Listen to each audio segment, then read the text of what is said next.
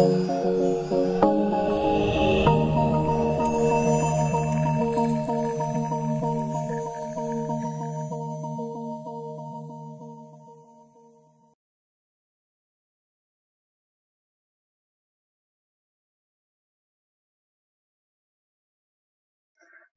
warahmatullahi wabarakatuh.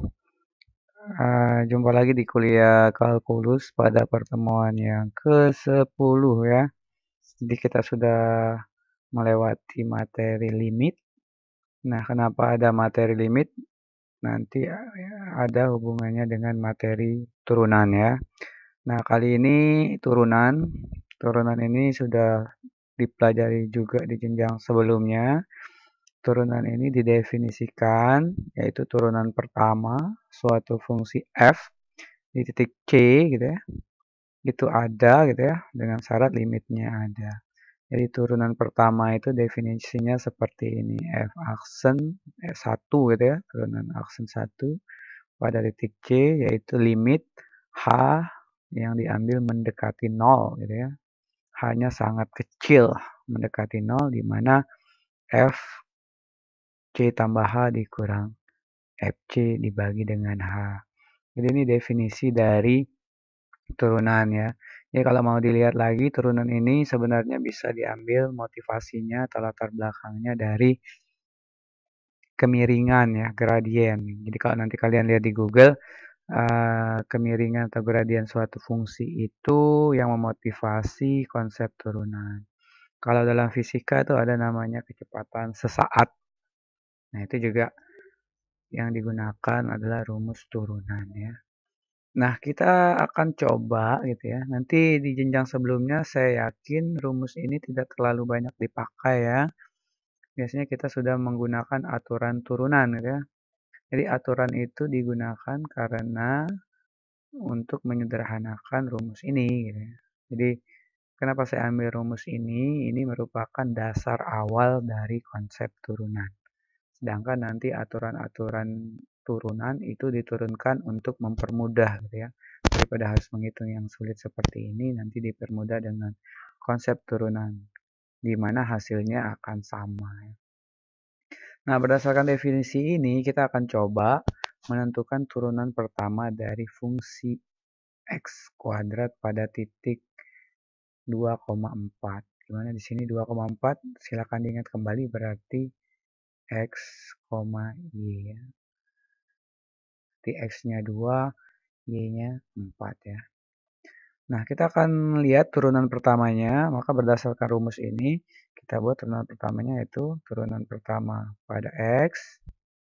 X-nya itu kita ambil 2 ya, C-nya kan 2. Tadi kita memisalkan 2, 4 ini tidak terpakai ya. Maka akan diambil definisinya limit tetap hanya mendekati 0 pada fungsi f 2 ditambah h dikurang f 2 ya. Nah, ini tulisannya agak jelek sedikit. Oke, jadi karena titik yang kita pilih itu C, X tadi ya, X-nya sama dengan 2 gitu ya. Maka ini diganti F2 ditambah H sama dengan ini. Nah, tinggal kita masukkan, berarti ini limit H mendekati 0. Kalau dia 0 kan kemarin berarti ini 0 per 0 ya. Jadi nantinya hanya 0, pembagian dengan 0 itu tidak terdefinisi. Berarti kita harus menfaktorkannya gitu ya. Tapi ini kan belum jadi. Jadi kita harus substitusi dulu F2H ini, artinya kalau kita punya Fx sama dengan x kuadrat, berarti F2H ini F, X-nya diganti dengan 2 ditambah H. Oh, bukan 2H ya, tapi 2 ditambah H. Jadinya 2 ditambah H kuadrat. Atau ini kalau kita kerjakan kemarin dengan cara papan aljabar kemarin ya, 2 tambah H kali 2 tambah H, itu hasilnya adalah 4 ditambah 4H gitu ya, ditambah H kuadrat. Ingat ya papan kuadrat yang kemarin. Di sini ada oke. Nah, kalau lupa ya. Ini hanya mengingat kembali. Di sini ada 2 tambah H. Di sini ada 2 tambah H. T luas ini ada 2 kali 2, 4. Di sini ada 2H. 2 kali H. Di sini ada 2 kali H. Nah, di sini ada H kali H, H kuadrat. Jadi bisa kita simpulkan 4, 2H tambah 2H, 4H kuadrat ya. Nah, ini kita pakai. Jadi nanti ini dipakai ya. Nah, berarti ini hasilnya F2H ini hasilnya adalah 4 ditambah 4H plus H kuadrat. Biar tidak keliru ini kita kurung. Dikurang F2, maksudkan 2-nya. 2, berarti kalau ini F2 ya tinggal masukkan F2 berarti hasilnya adalah 2 kuadrat. Nah, berapa 2 kuadrat nih ya? 2 kuadrat sama dengan 4. Nah, dikurang 4. Dibagi dengan H. Oke. Oh, ya lebih. Dibagi dengan H. Oke. Nah, dari sini kita dapatkan bahwa karena ini 4, ini kurang 4, tinggal limitnya berarti limit dimana hanya mendekati 0. Hanya mendekati 0 dari tersisa 4H ditambah H kuadrat dibagi H. Nah, sampai sini berarti kita sudah menghilangkan konstanta yang ada di belakang.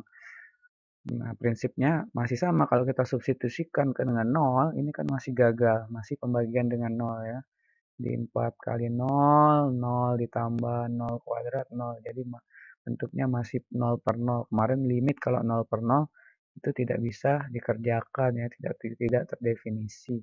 Sehingga kita perlu menghilangkan faktor pembuat 0. Nah, hanya harus saya hilangkan dengan cara pemfaktoran. Saya faktorkan. Di sini ada 4H, hanya saya keluarin. H, tinggal 4 tambah H. Karena kalau dikali jadinya 4H ditambah H kuadrat.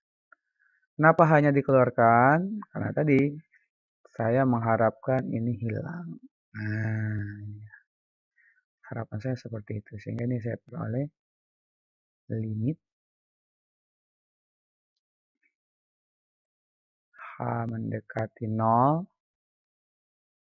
dari 4 ditambah H. Yang tidak lain adalah hasilnya tinggal 4 ditambah 0. Hasilnya sama dengan 4. Oke. Jadi nilai limit kita itu adalah 4 gitu ya. Pada soal turunan pertama. Nah, ini jadi turunan pertama pada fx x kuadrat gitu ya. X kuadrat itu adalah 4 di titik 2,4.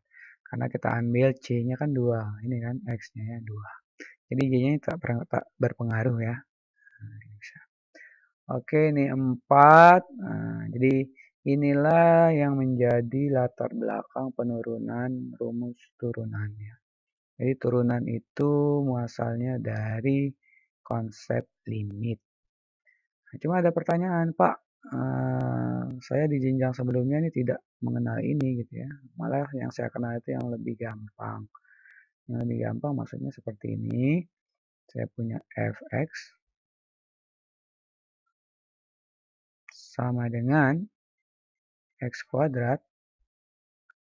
Maka dengan mudah saya bisa cari turunannya adalah gitu ya. Turunan pertamanya ini 1 sama dengan 2x.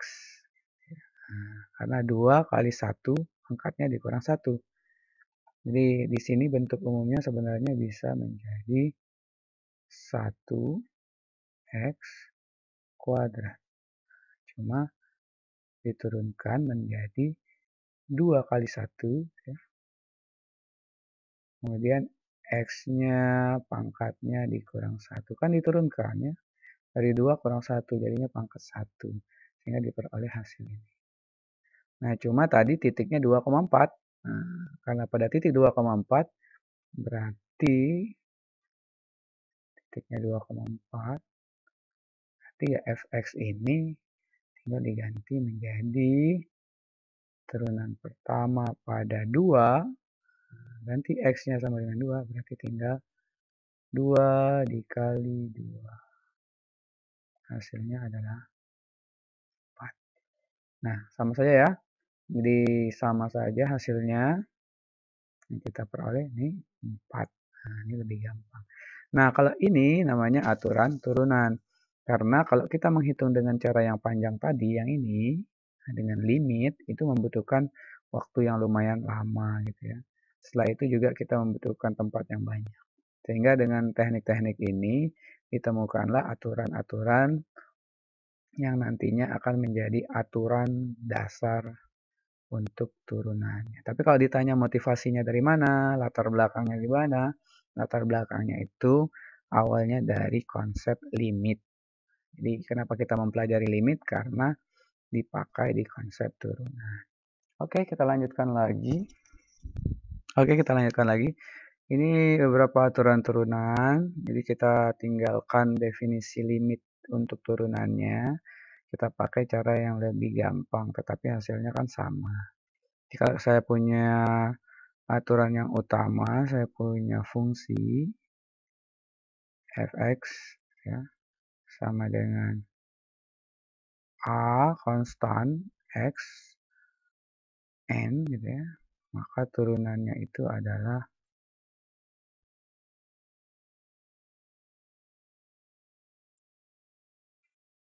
an, jadi dikalikan pangkatnya a kali n, kemudian x pangkatnya dikurang 1.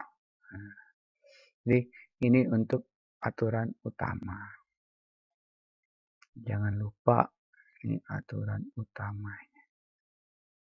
Ya, jadi contoh misalnya, ya kita punya contoh yang biasa. Kita punya fx ya. Tadi aja fx-nya sama dengan 3x pangkat 10. Maka turunan pertamanya itu adalah 3. Ini 3 ya. Nah, 3. Oh, ini kelihatan 7. 3 dikalikan 10. Setelah itu pangkatnya 10 dikurang 1. Kan diturunkan. Jadi hasilnya turunan pertamanya itu adalah 30x pangkat 9. Ya. Ini contoh 1. Misalnya contoh kedua, kita ambil fx sama dengan pangkatnya negatif nih, 5x pangkat min 3. Maka turunan pertamanya itu adalah 5 kali min 3, min 15. Langsung saya kerjakan ya. X min 3 dikurang min 1. Jangan lupa ya, tetap dikurang. Jadi seperti itu. Yang kedua, aturan tambah dan selisih. Ini maksudnya kalau saya punya tambah fx, bisa saya tambah atau kurang. Nah, diturunannya diturunkan gitu ya. Nah, f tambah g gitu ya, diturunkan. Ini tandanya diturunkan gitu ya. Turunan pertama gitu ya. Maka ini bisa dikerjakan dengan F diturunkan masing-masing. Tandanya ikut tambah kurang G X ya, turunan pertama. Nah, turunan pertama. Ya, turunan pertama. Maksudnya adalah kalau kita pakai aturan tambah atau selisih, maka tandanya itu tidak berpengaruh, ya masuk saja ke dalam persamaan itu. Contoh misalnya, ini contoh, saya punya fx-nya itu sama dengan 4x kuadrat gitu ya. Dan gx-nya itu sama dengan 3x pangkat 3. Kalau saya tambahkan ini jadinya kan 4x kuadrat, jadi f tambah g pada x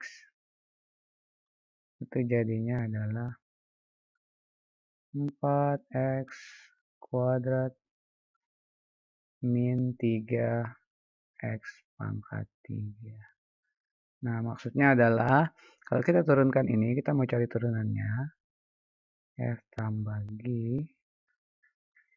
itu diturunkan pada x. Nah, ini maksudnya kita bisa kerjakan masing-masing tanpa harus menghiraukan tanda ini. Oh, berarti ya sudah 4x kuadrat kita jadikan 8. X pangkat 1, 2 kurang 1. Ini 3 kali 3, 9. X kurang X pangkat 2. Jadi maksud saya, Anda tetap harus ingat bahwa mau ditambah atau dikurang ya enggak masalah. Yang penting tetap diturunkan perbagiannya. Turunkan sini, turunkan sini ya. Jadi dia sama saja seperti mengerjakan nomor 1, cuma lebih banyak gitu ya. Nah, yang menjadi perhatian adalah biasanya di aturan perkalian. Karena F kali G gitu ya, itu tidak berlaku F aksen, G aksen, gitu tidak berlaku. Jadi yang kita tahu kan kalau misalnya F dikali G pada fungsi X gitu ya. Mungkin kita nebaknya seperti ini. Oh, ini gampang Pak, berarti tinggal F turunan pertama pada X dikali G turunan pertama pada X. Ya. Nah, seperti ini. Apakah ini berlaku? Nah, ternyata ini tidak berlaku ya. Jadi yang ini ternyata tidak berlaku. Jadi ini tidak berlaku. Jadi tidak bisa masuk seperti tambah dan selisih. Ternyata aturan perkalian ini punya aturan sendiri yang diturunkan dengan konsep limit kemarin tadi ya. Harusnya ya. Jadi kalau saya punya fungsi fg tadi ya. Fg diturunkan pada x. Itu berarti caranya f pertama, turunan x pertama dikali g ditambah f yang tidak diturunkan dikali g yang diturunkan. Nah, seperti ini.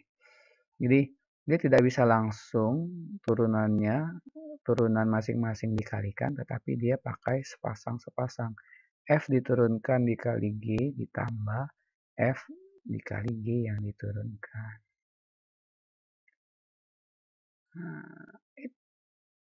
Seperti ya, tidak salah.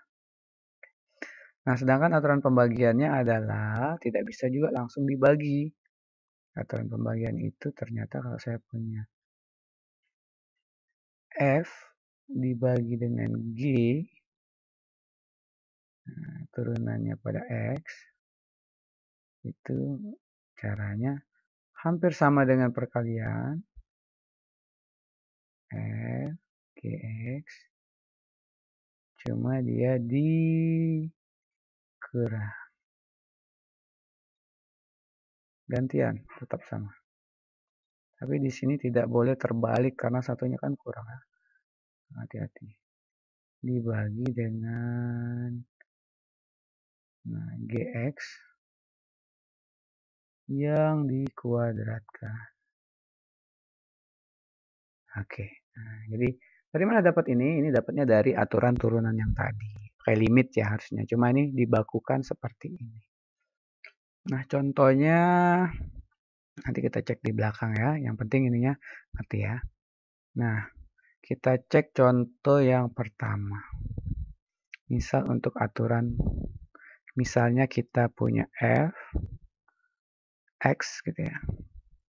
Sama dengan 4x kuadrat. Oke, kita punya gx sama dengan x kuadrat min 1. Nah, ini tadi kelupaan juga nih. Kalau dia konstan, turunannya 0 ya, karena kan 1 ini kan tidak ada lagi pangkatnya ya. Jadi, baru diingat bahwa kalau nanti kita punya f x itu 3x, maka turunannya akan gampang. X-nya dilucuti. Sehingga kita punya turunan pertamanya hanya konstantanya. Nah, ini sebenarnya bisa dijelaskan karena di sini kan ada 3x pangkat 1. 3x pangkat 1. Ini 1 kali 3, 3. 1 kurang 1, 0 ya. Sehingga di sini kita punya f aksen x gitu ya. Itu sama dengan 3 kali 1. X-nya pangkat 0. Berapapun pangkat 0 hasilnya 1. Jadi 3 kali 1 kali 1 sama dengan 3. Atau yang mau lebih gampang ya seperti ini. 4x, 4. 100x, 100. Nah, kalau dia f-nya 3 gitu ya. F x-nya ternyata langsung konstan 100. Gitu. Maka turunannya adalah 0. Nah, ini harus 0. Kenapa? Bisa jelaskan juga karena di sini ada 100 x pangkat 0. X pangkat 0 kan 1 ya. Nah, jadi akan masuk ke sini. Ini penjelasannya. F aksen x 0 kali 100 0. X pangkat 0 kurang 1 min 1. Tapi apapun yang dikalikan 0 kan hasilnya 0. Jadi itu penjelasannya. Tapi kalau mau yang lebih gampang ingat ya ini. Nah, jadi kalau konstan diturunkan jadi 0, kalau konstan x jadinya konstannya. Nah, di sini kita balik lagi ke soal yang kita punya. Kita akan cari turunan pertama dari f dikali g pada x. Nah, ini berapa ya? Nah, cara yang paling gampang adalah kita data dulu bahwa kita punya fx 4x pangkat 2 gxx kuadrat. Jadi kita punya partnernya di sini fx sama dengan 4x kuadrat. Maka turunan pertamanya kita cari turunan pertama karena tadi rumusnya kan pakai itu ya. Ini sama dengan 4 kali 2 8 x pangkat 1 atau kadang tidak usah ditulis. Itu kan berarti 1. Kemudian gx-nya adalah sama dengan x kuadrat min 1. Maka turunan pertama g-nya itu adalah 2 kali 1 2x ya. Nah, 2x. 2 kurang 1 2 ya. Min 1 tadi ke sini turunan dari 100 ya 0. Min 1 ya 0 ya. Jadi kalau mau dikalikan turunannya ya kita balik ke rumus yang tadi bahwa turunan dari x itu rumusnya itu adalah fx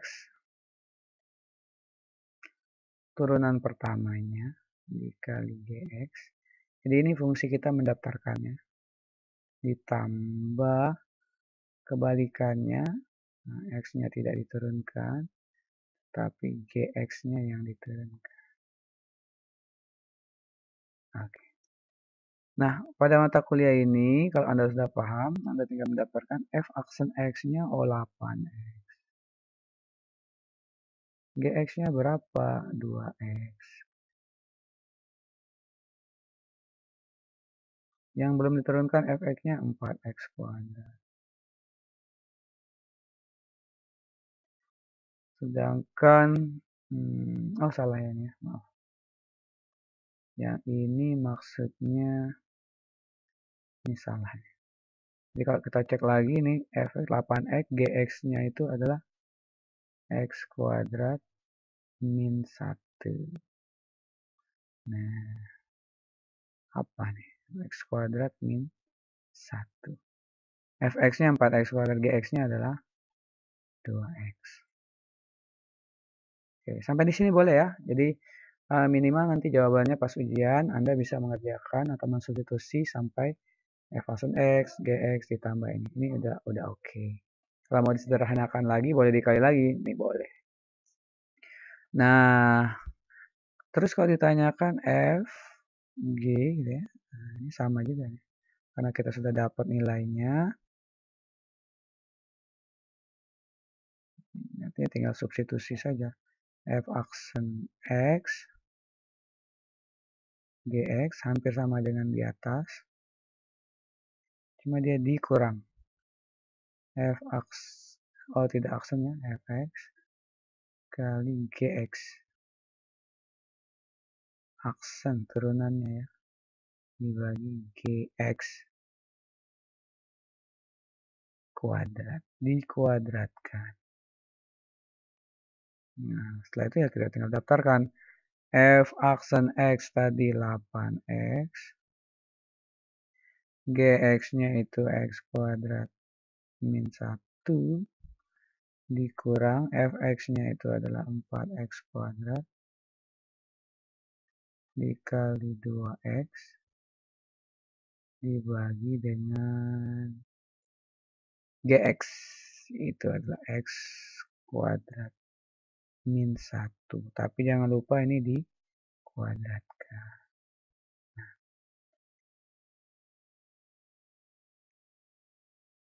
Oke. Nah, ini yang dinamakan dengan perkalian dan pembagian. Jadi kalau ada dua fungsi yang dikalikan, terus diturunkan hasilnya seperti ini.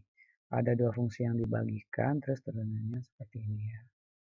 Kalau nanti tinggal ada titiknya, tinggal dimasukkan. Oh, misalnya nanti pada titik 1,2 gitu ya. Ya, berarti Anda harus menerjemahkan ini adalah X, Y. Berarti X-nya dimasukkan ke sini. Jadi kalau mau cari F, Q gitu ya.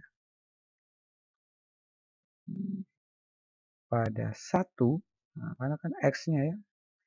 Itu hasilnya adalah, nah, berapa nih hasilnya? Ya, tinggal masukkan 8 kali 1 kali 1 kuadrat kurang 1 dikurang 4 kali. Ini ya, ini 1 dikurang 1. Ini kurang bagus, 1 kurang 1 berapa nih? 0 jadinya. Jangan ya, titiknya ada. Ini tidak ditemukan limitnya, misalnya di titik 2,2 ya. Kita ambil contoh yang bagus dulu. Nah, tinggal substitusi. Oke, itu ya contohnya. Jadi intinya nanti boleh kalian isikan seperti ini, gitu ya. Tidak harus sampai benar-benar sederhana. Yang penting kalian paham apa saja yang harus dicari, gitu ya. Oke, ini jadi kita pada materi ini kita bahas tentang apa motivasi turunan itu, yaitu termotivasi dari definisi limit ya.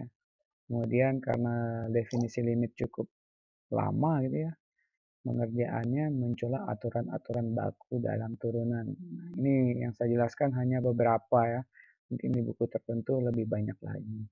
Oke, demikian materi untuk pertemuan kali ini. Nanti akan saya berikan tugas-tugas untuk melatih pemahaman Anda. Jadi, assalamualaikum warahmatullahi wabarakatuh.